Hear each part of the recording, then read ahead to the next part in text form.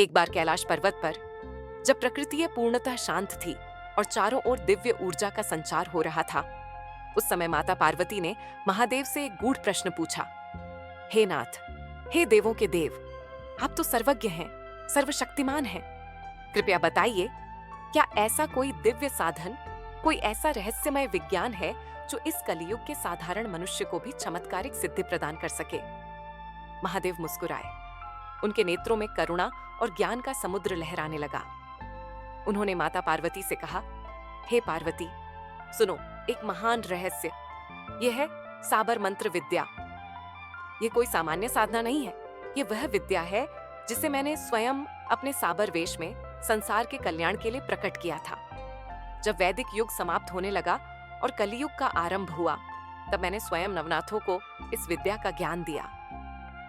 जब वैदिक मंत्रों को कलियुग में दूषित और अप्रभावी होने की आशंका हुई, तब मैंने उनकी ऊर्जा को कीलित कर दिया, यानी कि उनकी शक्ति को सीमित कर दिया, ताकि उनका दुरुपयोग न हो सके। लेकिन संसार में दीन, दुखी और साधारण मनुष्य भी थे जिन्हें तत्काल सहायता की आवश्यकता थी। उनके लिए मैंने साबर मंत्र की संरचना की, सरल भाषा में लेकिन अत्यधिक प्रभावशाली। ये मंत्र सीधे देवताओं को आदेश देते हैं, प्रार्थना नहीं वरन आह्वान। ये मंत्र संवेदना, श्रद्धा और गुरु कृपा के माध्यम से काम करते हैं, और जब इनका उच्चारण होता है, ब्रह्मांड की ऊर्जा उसमें झंकृत होती है। हे पार्वती, मैं कहता हूं, जितनी शीघ्रता से एक गोली शरीर में काम करती है, उससे कई गुना तेज साबर मंत्र आत्मा और भाग्य में काम करते हैं। जहां मंत्र पूरा हुआ, वहीं उसका प्रभाव शुरू। ध्यान रहे, ये मंत्र बिना गुरु की कृपा से नहीं फलते। गुरु गोरखनाथ इस संपूर्ण परंपरा के मुख्य गुरु हैं। जो साधक गुरु को अपना सर्वस्व मानकर साधना करता है, वही इस विद्या का वास्तविक फल प्राप्त करता है। कलियुग में जब समय कम, इच्छा प्रबल और मन कमजोर होता है, तब साबर मंत्र सबसे उपयुक्त और शक्तिशाली साधना पथ है। हे पार्वती, जब किरात रूप में मैंने अर्जुन से युद्ध किया था, तब मैंने और तुमने इस विद्या का व्यवहार किया था।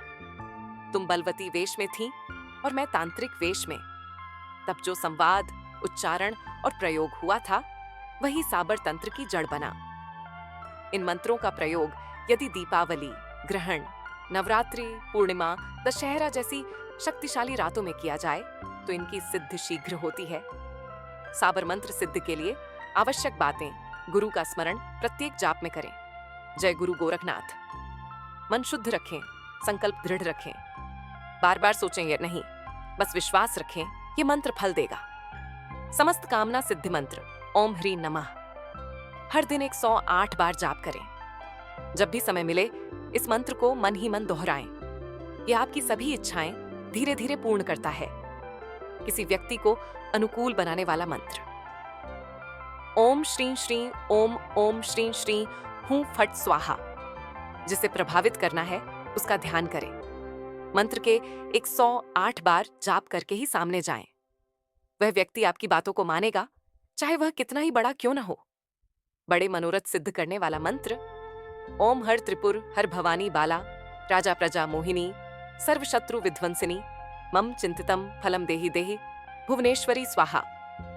इस मंत्र को दीपावली या ग्रहण की रात 108 बार करें, फिर हर दिन इसका जाप करें। यह मंत्र मकान, धन, गाड़ी, नौकरी, विवाह जैसी बड़ी इच्छाएं पूर्ण करने में सक्षम है। साबर मंत्रों का प्रयोग केवल सत्कार्य हेतु करें। इनका दुरुपयोग आत्मा और ऊर्जा को हानि पहुंचा सकता है। हर मंत्र में गुरु का स्मरण आवश्यक है। यदि कोई भी मंत्र काम न करे, तो संदेह न करें, अपने श्रद्धा और संकल्प पर पुनः ध्यान दें। महादेव कहते हैं, हे पार्वती, ये मंत्र केवल उन्हें ही फल देते हैं जिनका मन स्वच्छ है, जिनकी श्रद्धा अटूट है और जिनके जीवन में गुरु की कृपा है। हर हर महादेव। जय गुरु गोरखनाथ। आपकी सारी मनोकामनाएं पूर्ण हो, यही कामना है।